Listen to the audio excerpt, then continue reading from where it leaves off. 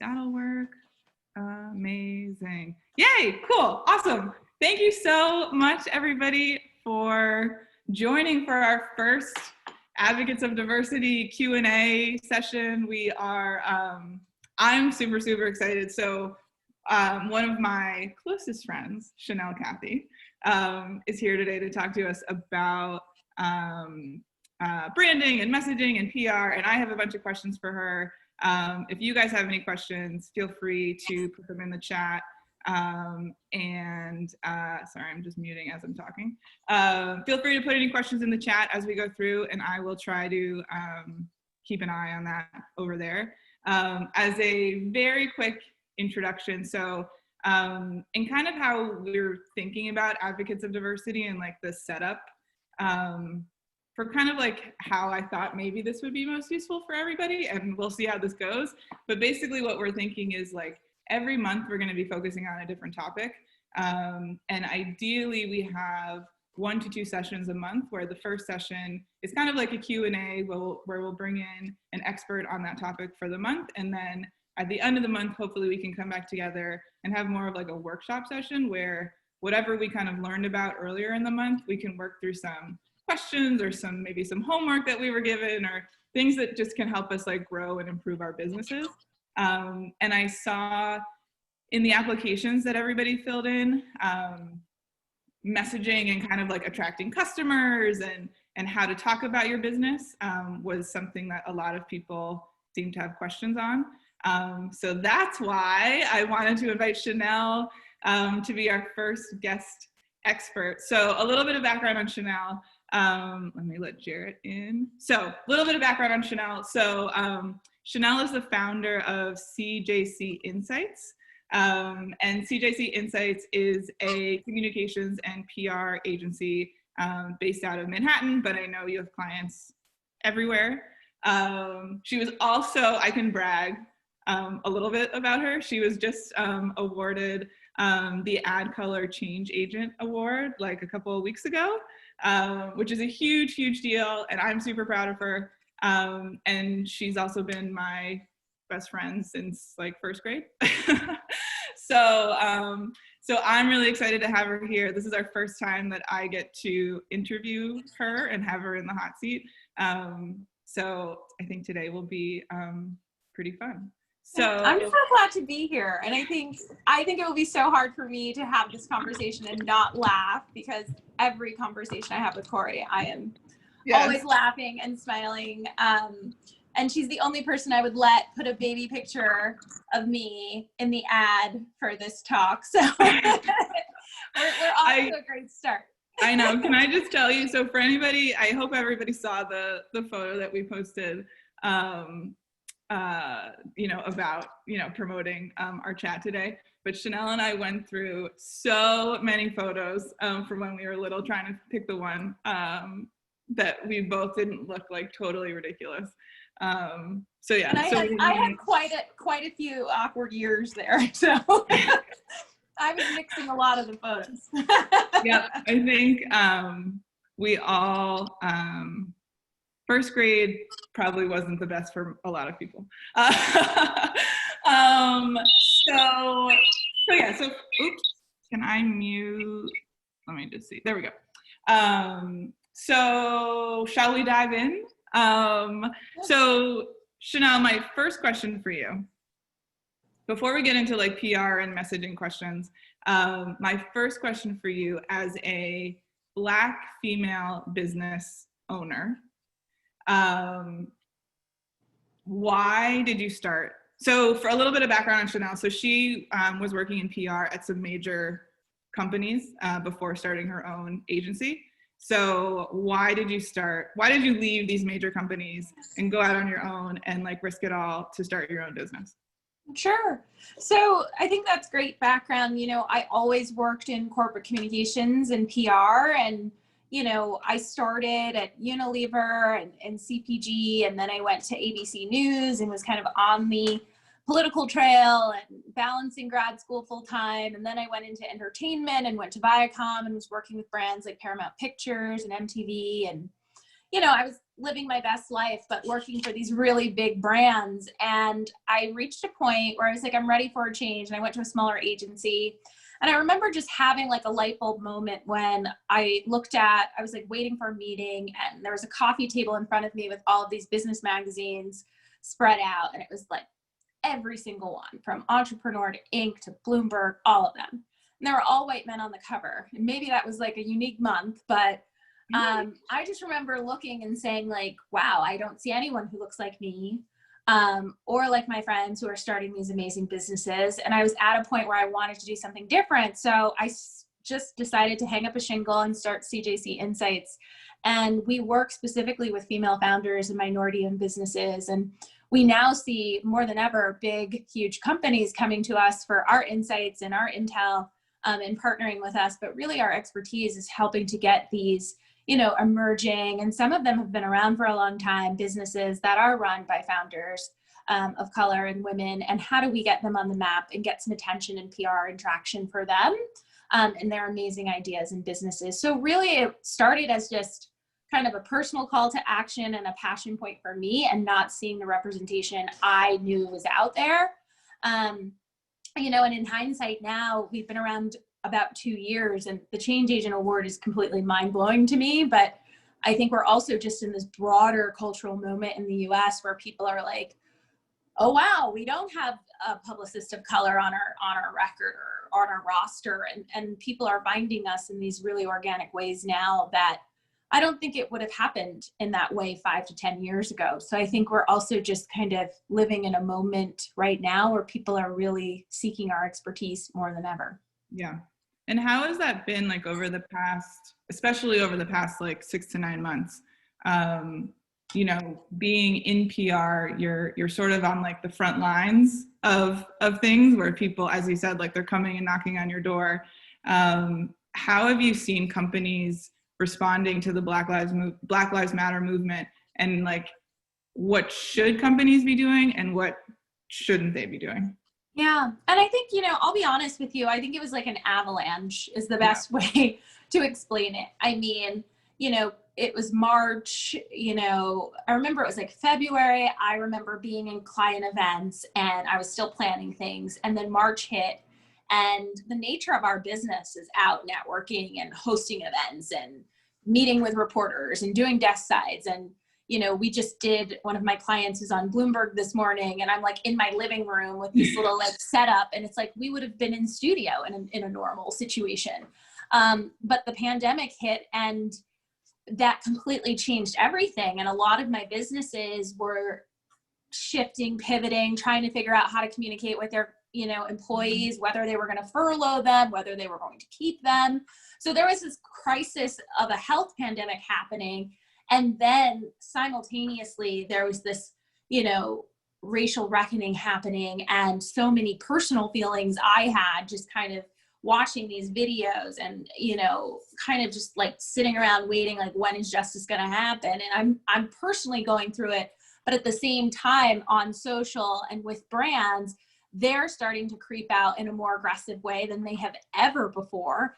And I remember when it first started happening, I was like, oh, this is interesting. Like, I started to see different companies putting like Black Lives Matter things on their social media. And then my phone just blew up. And it was to the point where, you know, folks on my team that usually have their designated client work, I'm like, I need you to help me respond to these emails that are coming in through our website, because it was just like, can I have 15 minutes of your time? I don't know if this is a project you can take, but like, can you just help guide us on whether or not this makes sense? And I think a lot of brands, you know, this is completely new territory. You know, a lot of times you have like, you know, a brand that's not ever really stepped a toe into a racial conversation, taking a very public stand. And I think a lot of people just needed to figure out who's the sounding board, who has the expertise around diversity, equity, and inclusion, but also media and public relations, and can understand the fallout of crisis that could come with this. And I just think it's very interesting to see how many brands have jumped on. But I think now we're at a point where it's like the accountability factor is is in play. It's like, it's one thing to post and say that you're stepping up in support of something. It's another thing for the dollars to actually land in these communities that we're talking about, and for programs to happen, and for progress to actually move at a time when the numbers are showing the impact is really significant, especially for Black and Latino communities. So yeah, I think that's, I mean, I know we talked about it the other day where like now is the action time. Like we went through the like posting on social media time, and now it's like make something happen time. And it was a moment where I was just like, what do you think you should post? A lot of people are like, like they're just frozen. They didn't know what to write because they didn't want to write the wrong thing. And I think that's where, you know, I think probably a lot of, you know, folks, you know, in your cohort are probably wondering like, how should my brand show up, you know, in moments where I think it was the Wall Street Journal called me amidst all of that crazy inbound, and they were just kind of like,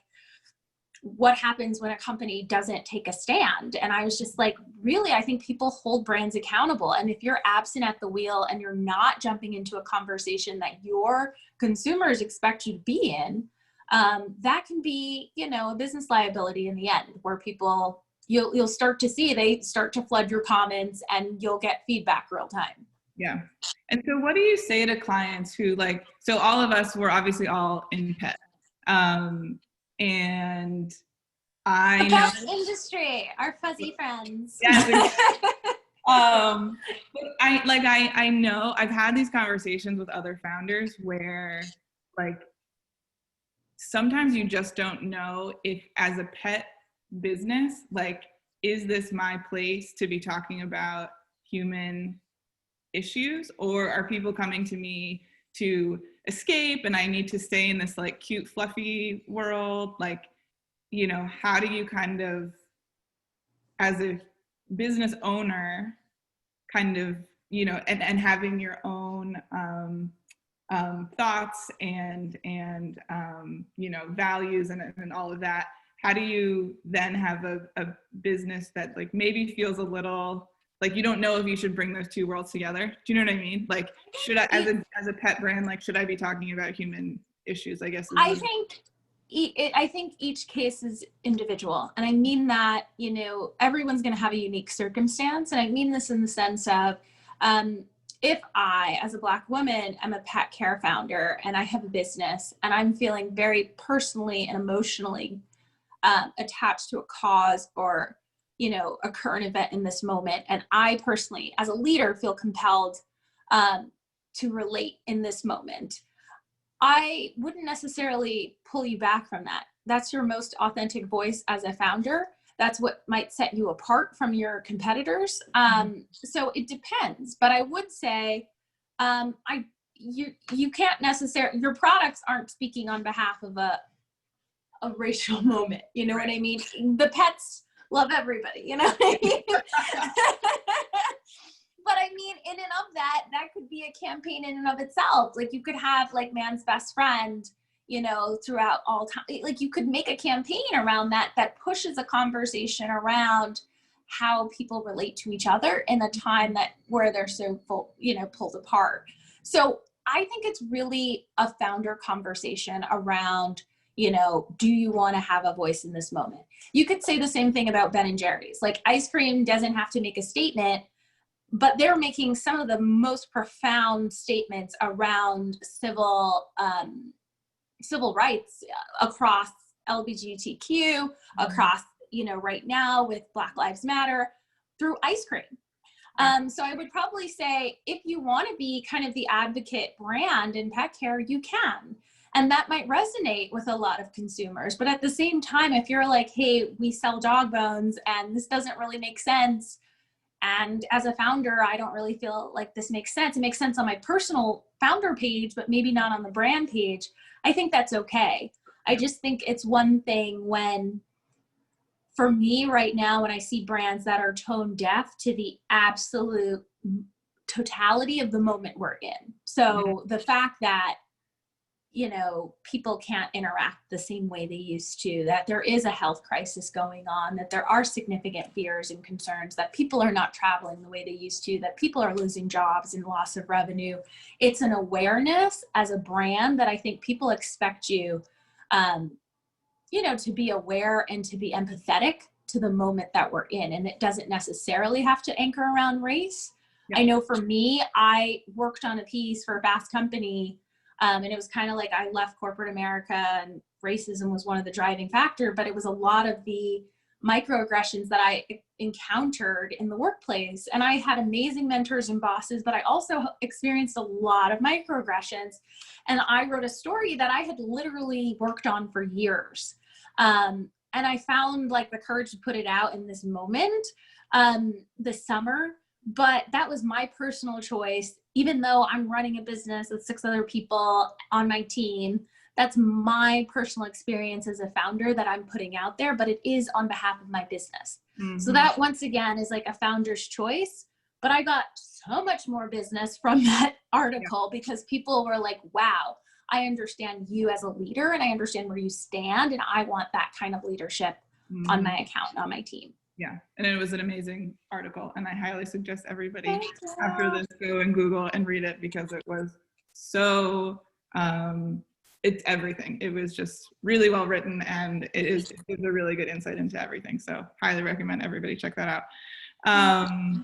Yeah. I mean, I think just to like one last like kind of point question on this is like, I think in pet, sometimes it's hard to get out of the like exclamation points and everything is roses and rainbows space because we're supposed to be this like happy, fluffy world. But it has been interesting. Like for us, when like we've started as Dogly, we've started just kind of like being more real talk with everything that has been going on, health, like everything. And I think like for us, it's been good. We've also, you know, every time we talk about something that's not like rainbows and roses, we lose followers. You know, somebody always has a comment. Everybody's got opinions. And we've just gotten to the place where it's like, you know, people are going to unfollow. People have opinions. That's fine. Like, you know, but I think it's hard to put yourself out there sometimes and be worried about like what somebody else is going to think or say or like have a nasty comment about. You know, it's not always super well received by some people when you kind of step out of your lane of cute and fluffy. Yeah, that's what I always say, like you need to be premeditated with that a bit. A lot of times, most of the gaffes and the mess ups you see are people who are just like off the cuff speaking about something. And when you are taking a stance on something, especially something that's, you know, charged in that way, you have to really make sure you want to step in the deep end there. And I always say, like, there's more to it than that. Like, what is the architecture, the framework around what it is that you're trying to convey, and how does it come back to you from a values perspective, from a mission perspective? Does it relate to your brand? There's a lot of responsibility as a founder where sometimes we lose that privilege of just being able to blurt out, you know, the obvious state. Like, we have to think about how is this going to resonate for our overall brand. A lot of the work I do is crisis management and reputation management. Corey knows very well that I stepped outside of that business. I can do it, but I don't want to do it 24 hours a day. Because beyond the heartburn that comes with it, it's just like when brands, especially now, transparency is everything. And I feel like especially now when brands have a moment where they are exposed or they're vulnerable or they make a misstep, you know, I often see the inclination where it's just like, let's go back to the happy place. Let's get people there. And sometimes it's a harder conversation to move your audience there once they feel offended or they feel slighted. So I always say you have to give everything a second glance. You have to have diverse perspectives in the room. Most of the mistakes you see in a lot of campaigns, there's no one in the room, you know, that's represented, and there's not an eye there with a sensibility or an empathetic note to like catch some of the things that end up being wrong. So I would say surround yourself with a lot of people to give you different perspectives. think about it really hard before you jump out and really land on it. I think that's a really nice segue into talking about brand story in general. And Adrienne, I see that you have a question. I'm gonna come back to it I have a few more questions for Chanel and I'm gonna circle back to it. So I promise I see it and I will get to it. But so talking about brand story and just like brand messaging in general, how do you, like, so we're all small businesses, early stage businesses. How do you tell your brand story when your brand is still evolving and you don't necessarily know, like, you know, what your full story is or exactly what to say yet? Yeah, you know, every client that we work with, we do a messaging session with them. So I sit one-on-one with founders for 2 hours, and Oprah style, I ask them questions. And, you know, a lot of it, sometimes you'll see like a founder like, oh my gosh, 2 hours for a meeting. And no one does a 2-hour meeting anymore. But at the same time, they're also like, don't you know the answers to some of these questions? Because I will ask you things like, what made you start your business? You know, what do you think attracts your customer to your business? These are things I can probably Google or find on your webpage or if you have it, an existing media kit. But I'm really forcing founders to answer the question themselves. And some things that oftentimes you'll find their answers are completely, if not radically different than what's on the website. A lot of times what you start your business, so you start building your business with, the narrative that you start with, you evolve. Whether the target demographic that you're trying to reach evolves, your customer evolves. Like you might start making just something for dogs and now you have cats, and it's like, how do we like change the conversation and broaden it? It's, to me, important to ask yourself some of the obvious questions. And I say that in creating what I consider like a boilerplate or an elevator speech. That's just a paragraph that's talking about your business. Mm-hmm. And sometimes if someone's like, what is it you do? Tell me about your company. If you find yourself rambling or it's taking you 4 minutes to answer that question, you need to do this exercise, because you should be able to, in 2 to 3 sentences, tell people what your business is all about and why they should come to you, or why they should engage with you. And that to me is like the core of messaging. And I also encourage people to do this exercise with their personal bios. So as founders, you might just be so in the weeds with like the day-to-day and keeping the company running. But at the same time, your story, people are driven, they're attracted to stories, and storytelling matters. And a lot of that comes from you as a founder. And sometimes it's very easy to bury the lead. You know, the fact that you started a company, maybe you started it at a time when you just started your family and it was really hard to do it, but you did it and you self-funded it and bootstrapped it, and now it's still running and you're, you know, still operating during COVID. Embrace the conflict in your story and like find ways to tell a very compelling narrative about you yourself as a founder, because that's also very attractive to your customer if they understand your founder journey as well. So I think it's 2 parts. It's your brand and your, you know, whether it's a business or a service or it's a product, how do you talk about that in a concise, clear, and compelling way? But also, how are you talking about yourself? And those are 2 very distinct things. They of course go together, but spend some time individually working on both. I feel like you are just like speaking to my soul. Like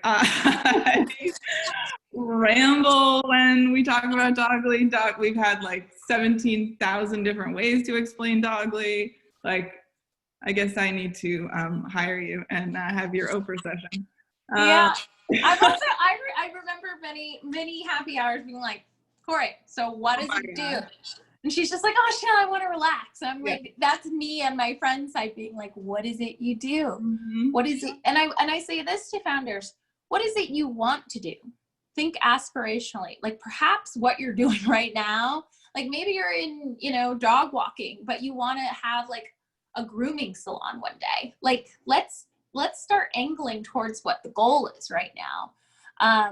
Instead of, you know, I think that narrative is really powerful in getting you to where you want to be. Mm-hmm.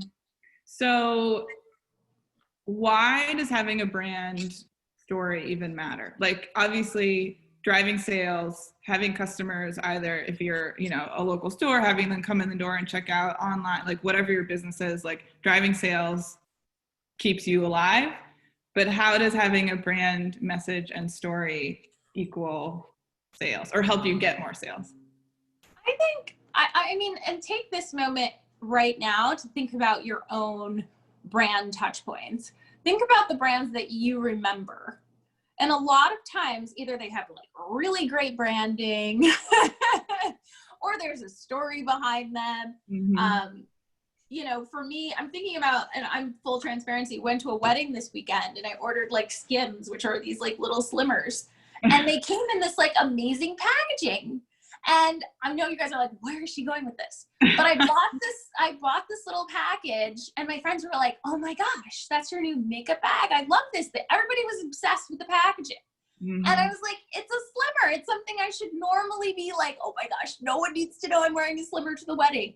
But the packaging and the look of it made me that much more excited about the product. I used the actual packaging it was in more than the actual product I bought and spent money on.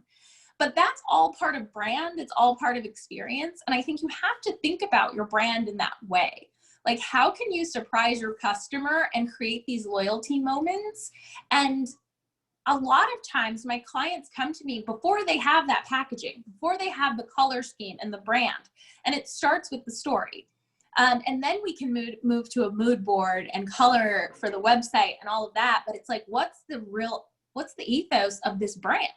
Mm-hmm. So before we can say, oh, the color scheme is yellow and burnt orange or whatever, if the vibe of it doesn't match, you're going to know. And I think some of the best businesses do the story element first.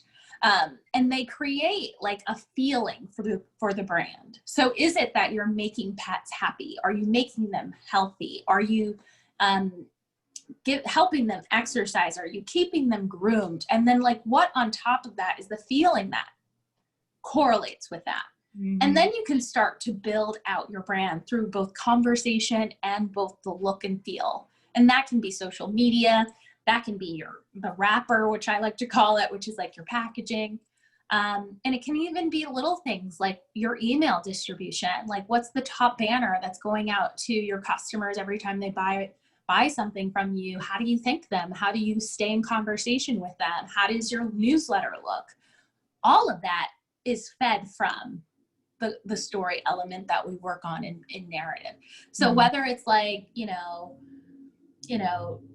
I don't have a lot of bark to my bite or whatever the heck it is. And it's like, you have a funny tone. I can like keep that funny vibe going through the newsletter.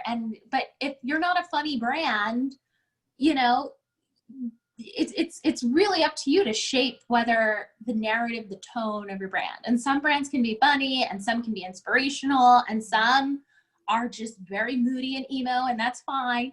But I think you can figure that out and really shape it. But don't underestimate the power of a messaging exercise to set that tone.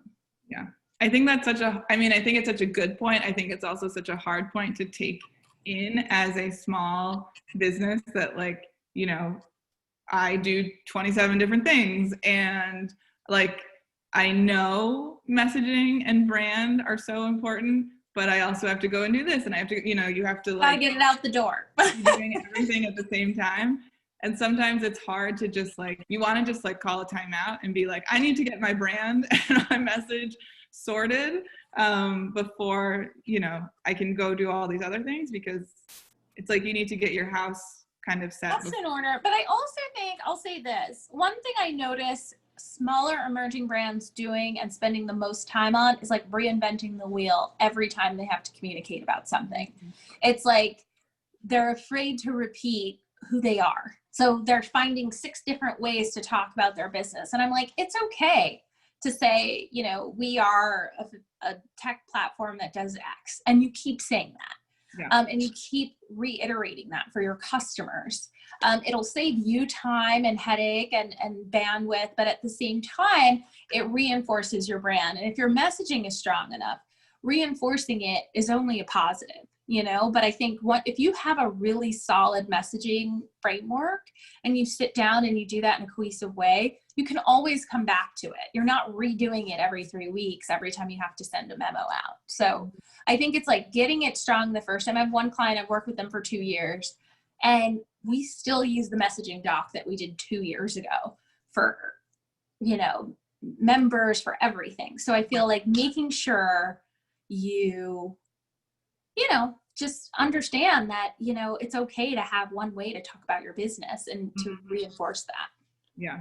So you probably have clients in just as large of industries as the pet industry is. So I'm sure you have felt this challenge before, but you know, the pet industry, obviously, since we're all pet founders, is super loud. It's super, you know, cramped with like loads of, whether you're on the brand, you know, on the product side, like however many, you know, types of food and treats, or on the services side, like trainers, you know, there's all different types of dog trainers, and everybody's, you know, saying train this way or train that way, or this is healthy or this is not healthy. And there's all these claims, and it's loud, and there's a lot going on. How do you, like when you work with other clients, how do you advise them or help them to like stand out, you know, small fish in a big pond kind of thing? Like, how do we as small businesses like make a big splash in the industry, if you will? Yeah.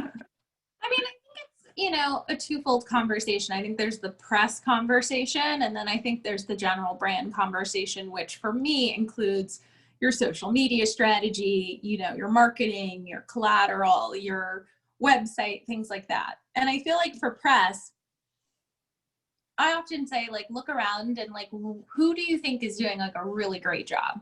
Mm-hmm. Or what's a brand that you're really paying attention to? Or what are the outlets that are covering your industry in a really great way? Find those examples, find those writers that are covering your space, or that you're like, I would love a feature with them. That's my North Star. I want to see my feature here. Or is there a blogger or an influencer? And sometimes in your space, the influencer is the actual pet. Mm-hmm. Yeah. So, you know, who's really getting your attention, and start to create like a little track sheet of like who's on your radar. And then I would say from a press perspective, it's like, once again, that messaging framework of like, this is who we are, you can always revisit that. And whether it's a direct DM to someone, writing to them on LinkedIn if they're a writer, if you don't have money for an agency, which happens. Like, I mean, I've learned I really can't do like a 1-month engagement with a client. It's just too much for me to like onboard my team and then be expected to deliver like the Wall Street Journal in a month. Like, people's expectations and the timeline doesn't work. So we work on 6 to 1 year retainers with our clients. But at the same time, you know, that might not be in budget range for a lot of founders. But there's so many ways that you can reach out to writers, that you can reach out directly to influencers. And if your messaging is sound and spot on, I encourage you to go straight out there to them.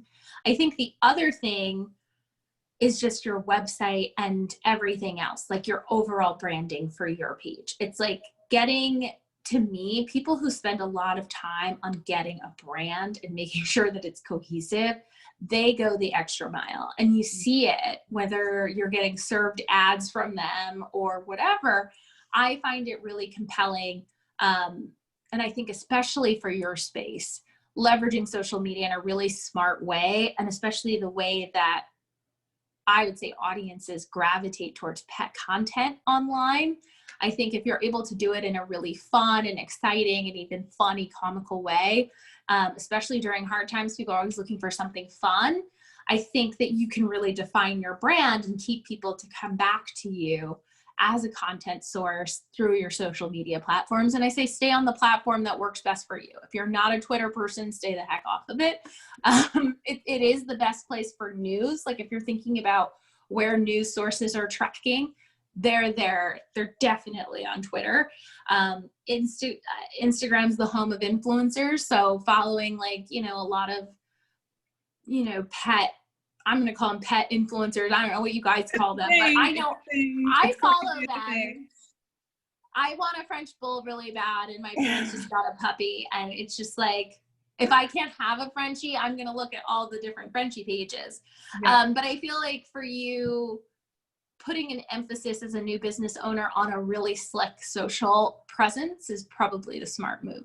Mm-hmm. Yeah, Carla just says, preach, Twitter is an awesome way to reach reporters, writers, editors. That is where they are. And Yep. also, like, there's, you know, we have our own tools when we need to track down email addresses and stuff, but there's like one thing called Muck Rack, which is like, they pull all of their reporter information off of Twitter to make sure like their reporters are still at, you know, respective outlets. So it's definitely a great tool. Yeah. So I have one last question for you, and then we're going to talk about a little challenge, something for everybody for the workshop. And then Adrian, I promise I will get to your question.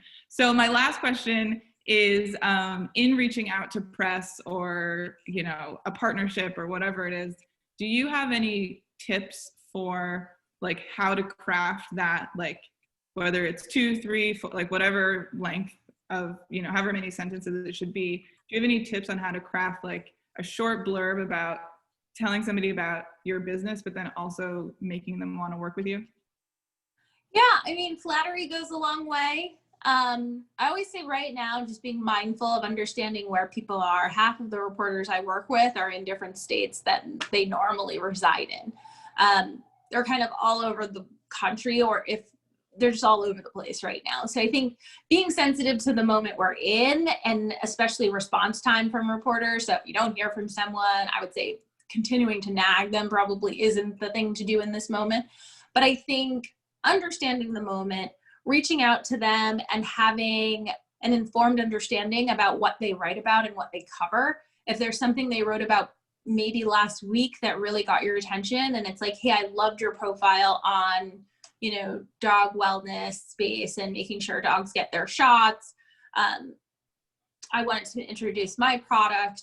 You know, we do X, Y, and Z. Hopefully we can collaborate and work together on something in the future. Would love to set up time to chat or Zoom chat at any time you're free. Like, it can be as simple as that. A little flattery, a little bit about you, and then a moment to say, hey, I'd love to connect, which is kind of like the follow-up. And then, you know, I always say, like, you've got like maybe one more time to say, hey, just wanted to check back in to see if you have any, you know, time to connect. We just announced X. If you have another little news nugget that you can put in, we just announced our new line. I'd love to send you something. I think another great thing, or if you guys have, if you know someone has a pet, freebies are also great. So offering to send them something or a care package of some sort also goes a long way with reporters if they're willing and want to. Mm-hmm. So I'm watching the clock and very mindful of time. So do you want to tell everybody kind of what we were thinking about as the workshop exercise for the end of the month?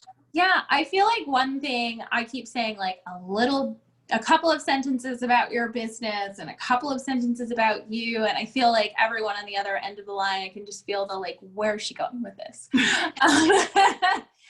I actually think it'll be a helpful exercise for us to do this for your businesses. And I think if you can write 5 to 8 sentences, I love 5, but I understand it's really tough sometimes to wind it down. So I would say 5 to 8 sentences about your business. Consider it your elevator pitch. So if you're out having a drink with someone and they're like, what do you do? What are those, you know, that 1 to 2 minute intro that you give to explain your business? Write it down on paper. You might already have this. Sometimes people in our land, we call it a boilerplate. It's the little about us or about sentence that's the collection of sentences that's at the bottom of every press release for a company. But I encourage you to, even if you have it already, just send that to me and Corey. Corey will give us, you'll give all of that. But I think send it to us. And I'd love to, for our next session, go through them. And if we can pull out a couple of them and workshop them together, I'd love to get them to a place where they can be boilerplates, and you can send them out with pitches and get them in a way where, you know, you're feeling really comfortable with them and you feel like they're high impact. And it's a hard exercise to do. And I mentioned to Corey, like, I'm here to help. And I think it's my goal that you can use this, whether it's on your LinkedIn page or on social, it'll have a lot of different uses. Mm-hmm. Yeah. So for everybody, so I will email after this and let you guys know where you can put your 5 to 8 sentences. But basically, so you should have already gotten, if you haven't, let me know, but you should have gotten a calendar invite for, I think it's the last week of this month. We're going to have Chanel back and we're going to do a workshop session. So if you can write those 5 to 8 sentences before that workshop session, send them to me. Chanel and I will then pull however many we can that we can then go through during the workshop session and kind of work it through live. I'm going to do it for Dogly. I think we need it desperately too. So just we wanted this to kind of be a helpful Q&A session, kind of to introduce and talk about brand messaging, and then actually put it to work and have this be something useful and really work through it together at the end of the month. Chanel, did you have anything else to add before I get to Adrian's question really quickly? I know we have I think one thing that will be helpful too is at the end, if you guys do for more information, please visit, include your website, and if you have any social media handles as well, that'll be helpful for us as we structure it for you. Awesome. So a little bit of homework over the next couple of weeks. So with 1 minute left, so Adrian had a question. He said, so I hired my first PR agency a few months ago. What metrics should I use to rate their performance and their ongoing worth to my company versus another agency? Ooh, the metric question. Oh, the metric question. I think, KPIs are really tough. It depends on what you guys establish as your markers. But one thing I do is guaranteed press coverage per quarter. So it's really hard to say every week I'm going to get you something, because especially now, I had something lined up and then the president goes to the hospital and 3 of my segments get bumped. So one thing, as an agency, I like to do things quarterly. That's just my personal preference. But for you as an owner, looking at your time engagement, look at how much time you have them on retainer, if you have them, or the project duration, and then set some KPIs around if it's press that they are supposed to be securing for you, how many, hits feels right. And sometimes for me, it's around 2 to 3. And then for some people, they'll say what are the quality of those hits? So sometimes you'll have 3 different blogs that no one's heard of and they've hit their KPIs. And then you see maybe your competitor is getting Forbes and, Fortune or something like that. So I think it's also good to have a conversation to level set with your agency around what tier media you're looking for. And that's that earlier conversation where it's just what are the outlets you want to be in? You should do that exercise and share that with your PR agency so that they know where you expect to be. And then if they get there, great. You guys have kind of a benchmark to go against, but also if they're not meeting the mark of what your expectations are, you can have a conversation about that too. But I do think it's unrealistic these days. Reporters are not covering 10 stories on one thing anymore. Mm-hmm. So I think for you to say 10 to 15 stories, every 3 weeks, it's really hard. So I think just figuring out what is an even tone. And then if you have influencer engagement, if you're also writing into your contract, seeding product to influencers, I think you also have to set benchmarks and numbers around that as well. That's awesome. Yeah. So it's just being upfront and everybody being on the same page from the basically. And I think one thing, I do this with my clients, I look at the term of our contract and I set a meeting smack in the middle of that and I call it kind of a check-in. And I think you should do that with your agency, which is just give them a heads up. If you're feeling angsty, I don't really feel like you're doing any work, or, oh my gosh, you're doing amazing. That midpoint is a good way and a good time to tell them. Mm-hmm. As opposed to waiting to the end of the contract to let them know you're disgruntled or that you're absolutely thrilled. Feedback is always helpful, no matter what. Well, I can't thank you enough, Chanel. This has been, personally it's been so cool for me to interview one of my, closest friends. But also it's just has my wheels spinning about, kind of getting Dogly's brand messaging and story in line and in check, and then having that kind of like feed into everything we do. So I can't thank you enough. This has been so amazing. Thank you. I'm so happy about what you guys were doing and how you guys are all together and kind of in it together. I feel like this can be a really isolating time. And for you guys all, just industry specific, to be able to work through it all together is great. I will have Corey send my email out. Reach out to me anytime. Like, we're all a family. Corey, I love her more than anything, and Dogly as well. So we're all family in this, and however I can help you guys, I'm here. Amazing. Thank you so much. Thank you everybody for joining. I will email, if you haven't joined the community on Dogly yet, do that, because I'm going to be posting things in there that I really don't like email, and the community is just way better. So join that link if you haven't yet, and the recording for this session and last week will be in there soon. So thank you everybody. Have a good rest of your day. Thank you, Chanel. Thank you all. Bye. Bye.